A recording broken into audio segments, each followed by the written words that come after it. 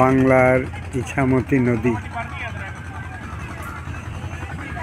এ নদীর অর্ধেকটা ভারতের, অর্ধেকটা ওপারটা বাংলাদেশের, আর নদীর ওপারে পুরোটা বাংলাদেশ বর্ডার। আমরা বাংলাদেশের বর্ডারে দাঁড়িয়ে ছবি তুলছি। যেখান থেকে তুলছি সে জায়গাটার নাম টাকি, আর এই টাকির সোনার বাংলা হোটেল। এইখানে আজ আমরা লাঞ্চ করব এই ইছামতি নদীর ধারে। এ নদীর নাম ইছামতি নদী।